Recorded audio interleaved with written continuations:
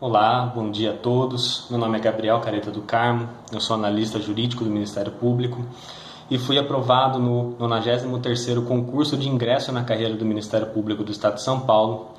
Estou aqui a convite do professor Landolfo Andrade para falar um pouco da minha experiência no estudo para concurso público, nos meus estudos árduos e longos que foram para ser aprovado nesse cargo de promotor de justiça do Estado de São Paulo.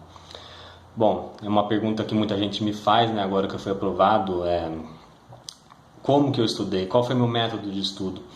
É uma pergunta que infelizmente eu tenho muita dificuldade de responder, ou mesmo de ajudar as pessoas, porque cada pessoa tem o seu método de estudo que funciona para ela. Não é um método universal, não é uma coisa que para mim vai funcionar para todo mundo. Mas mesmo assim, vai aqui a minha experiência, o que eu fiz para conseguir essa aprovação. Os meus estudos para concurso começaram no ano de 2015, quando eu me formei na faculdade, e em razão da crise econômica que estava no auge naquela época, a crise econômica brasileira que estava no auge, eu me vi na necessidade de prestar concursos públicos. Não havia muitos escritórios de advocacia contratando, os que estavam contratando eram com condições não muito boas. Eventualmente eu fui trabalhar, inclusive, como advogado no escritório, mas graças a Deus fui aprovado no concurso de analista e agora no de promotor de justiça. Bom, em 2015, quando eu comecei a estudar, eu percebi que era muito importante construir uma base sólida a partir da qual eu ergueria todo o meu estudo, todo o meu conhecimento que eu tenho hoje, que me levou à aprovação. Como construir essa base que é muito importante tanto para a primeira, quanto para a segunda, quanto para a terceira fase do concurso? É ter um conhecimento sólido dos institutos jurídicos principais. Então, o que eu fiz? Eu assisti muitas videoaulas de cursinhos, muitas videoaulas, passei horas e horas e horas diárias assistindo videoaulas, ao mesmo tempo em que eu lia muita lei seca, ler códigos de cabo a rabo num dia só, ler o Código Civil do artigo 1000 até o artigo 2049, 2050 num dia só, ler o Código de Processo Penal, Código Penal, Constituição Federal e as diversas leis esparsas que são cobradas no concurso público, seja de analista jurídico, seja de promotor de justiça. Os editais são muito similares. Então, lia muita lei seca diariamente junto com as videoaulas e resolvia muitas questões em bases de questões disponíveis na internet. E junto com essas questões que eu resolvia, tinha muitos comentários extremamente relevantes de colegas concurseiros que me mostravam coisas, me ensinavam coisas que eu não fazia a menor ideia que existiam. Inclusive nas videoaulas. Para quem está começando agora a estudar para concurso, você aprende coisas em videoaulas, em cursos, que são absolutamente fundamentais, mas que eu, pelo menos, não fazia a menor ideia que existiam. É interessante até pensar coisas que pareciam tão novidade na época, hoje em dia para mim são conhecimentos que eu levo não apenas para prestar concursos, como também na minha vida profissional como analista. Enfim, foram 2, 3 meses de estudo para o cargo de analista, consegui aprovação na primeira fase com uma nota muito boa e subsequentemente fui aprovado na segunda fase e estou aqui em Sorocaba como analista da 8ª Promotoria de Justiça já desde 26 de abril de 2016, há quase 4 anos. Confesso que em 2016, 2017, até meados de 2018, não estudei muito. Realmente deixei os estudos um pouco de lado para curtir um pouco a vida, para, viver. Ainda tinha poucos anos, tinha 24, 25 anos de idade quando estava no começo da carreira como analista. Então, senti que aquele momento era um momento mais para curtir, inclusive porque eu não tinha os 3 anos de atividade jurídica. Aí, em 2018, quando eu cheguei a completar esses 3 anos de atividade jurídica, eu percebi que tinha que voltar a estudar. E voltei a estudar lá para maio, junho de 2018. Fiz outro curso preparatório, dessa vez eu fiz inclusive o G7 Jurídico, no qual o professor Landolfo leciona. Na época eu acho que ele não lecionava direitos coletivos ainda, porque eu fiz com o professor Gajardoni, e excelente professor também, por sinal. E continuei o mesmo método de estudo que eu usei como analista para tentar a primeira fase da magistratura do Estado de São Paulo, no concurso 188. Então era muita lei seca, era muita resolução de questão e era muita videoaula. Como foi pouquíssimo tempo de preparação, eu consegui uma nota boa até na magistratura, mas não foi suficiente, fiquei a 7 pontos na nota de corte. Então, nesse momento me ligou uma chave que eu pensei, bom, eu tenho que fazer mais para conseguir ser aprovado num concurso desse calibre, concurso de calibre de magistratura de Ministério Público.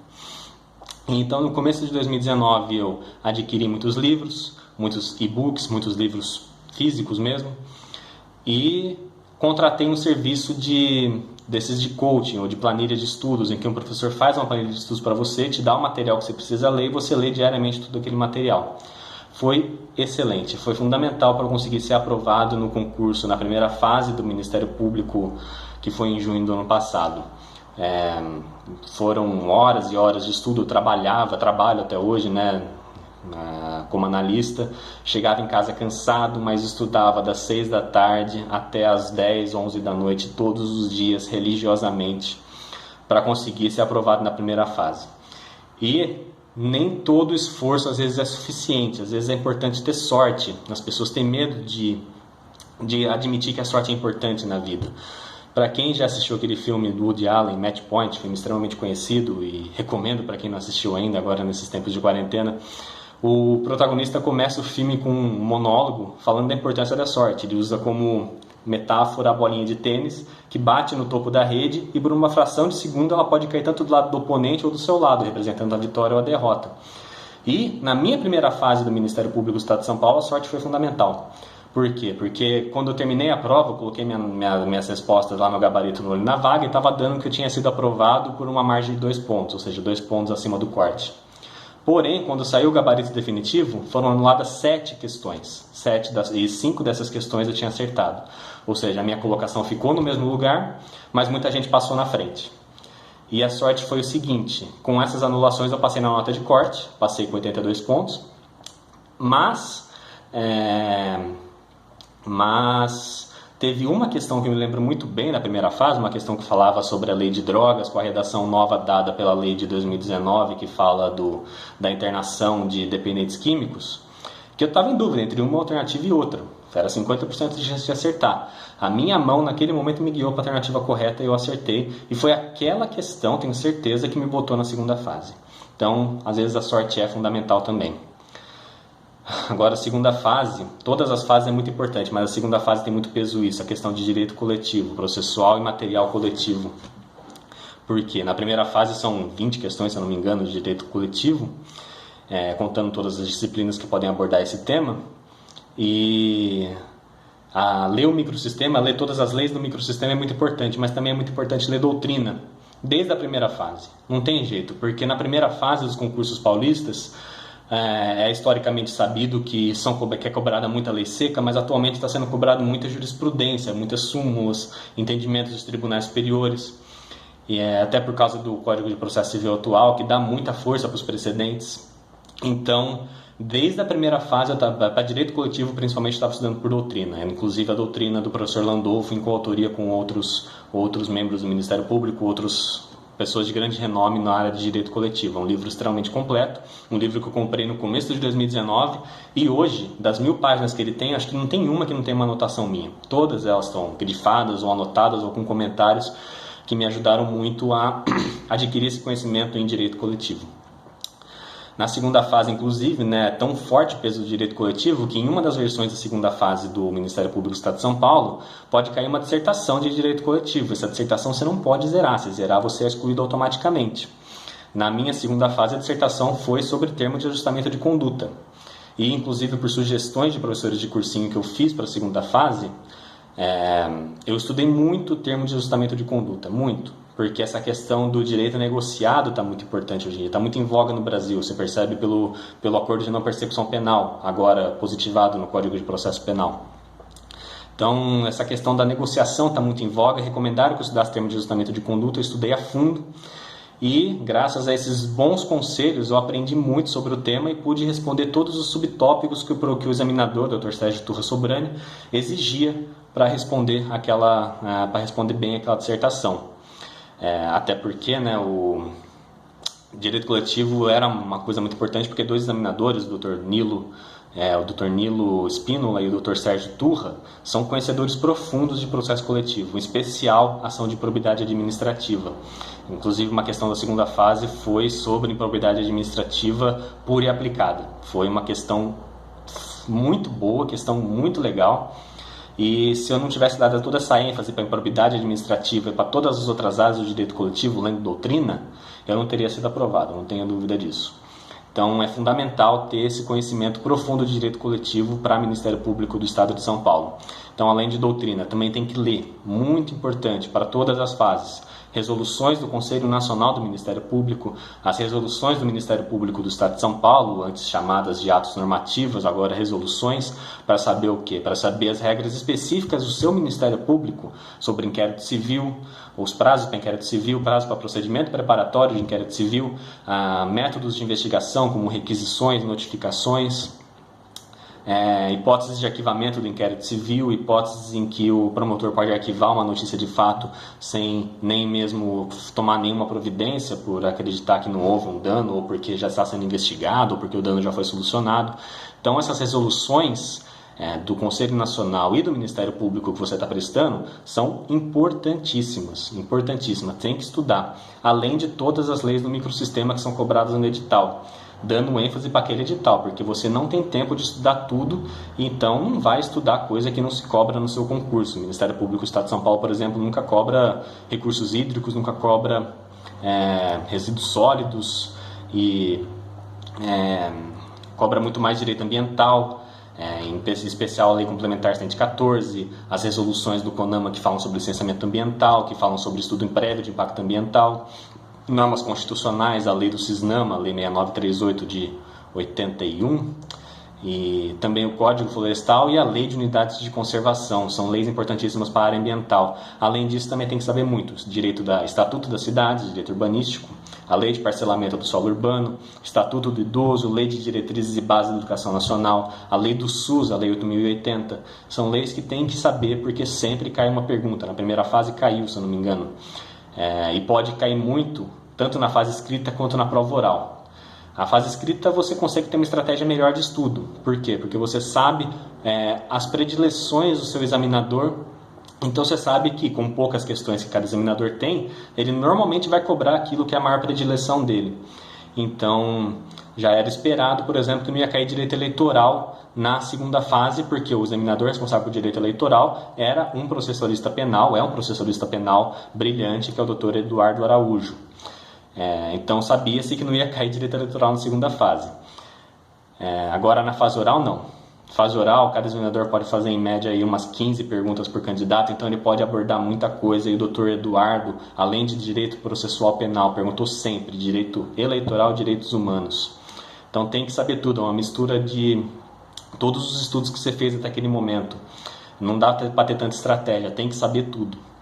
E, além de saber tudo, às vezes é também importante um pouco de sorte, que nem na minha examinadora de civil, a doutora Rosemarie, membro da OAB, né, advogada, ela, em razão do meu ponto sorteado, ponto número 13, ela só me perguntou sobre hipoteca. Agora, convenhamos, concurseiros, que pouca gente estuda hipoteca nos estudos para concurso público, né?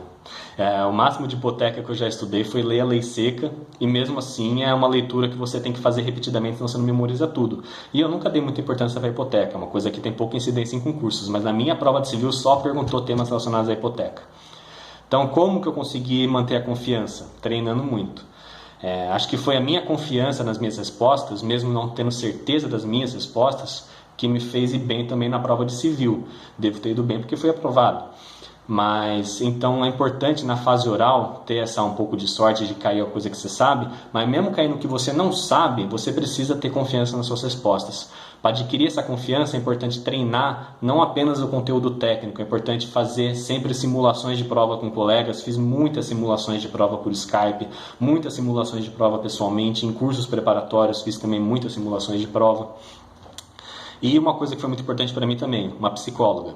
Não para fazer terapia, não para fazer análise, mas para treinar meu jeito de falar, meu jeito de me portar, meu tom de voz, a minha expressão facial, a minha respiração. Tudo isso o examinador está olhando na fase oral. Tudo. Conhecimento técnico é importante, mas toda a sua postura é igualmente importante. Tudo aquilo que você faz durante a prova, o jeito que você tenta esclarecer alguma pergunta com o examinador, o jeito que você fala com o examinador, a maneira com que você responde as perguntas sem os trejeitos usuais de fala, como o né, o e aí, ou todas essas coisas eles estão olhando. A postura também, o jeito que você se porta na hora de falar, sempre ficar ereto, com a mão aqui, tentando não gesticular tanto para não demonstrar nervosismo, mas sempre mostrando as mãos. Então, esse trabalho que eu fiz com uma psicóloga muito boa aqui de Sorocaba foi fundamental para eu conseguir ser aprovado, tenho certeza absoluta disso. Porque na hora da fase oral você não tem certeza das coisas que você está respondendo. Uma coisa é você assistir um oral e respondendo junto com o candidato na sua cabeça. Você não está nervoso nessa hora. Agora, quando você está sentado ali, a 2 metros dos examinadores, com eles lá em cima e você aqui embaixo, é um nervosismo que não tem tamanho e você acaba esquecendo coisas que você nem lembra que você está esquecendo. É difícil. Então, treinar confiança, treinar fala, treinar postura é muito importante e essas profissionais da psicologia que fazem isso ajudam muito os candidatos. Muitas pessoas que fizeram a prova a prova oral comigo, fizeram psicólogos, fizeram pessoas voltadas para esse tipo de preparação. E, enfim, para direito coletivo, se você não leu doutrina, você não chega na fase oral.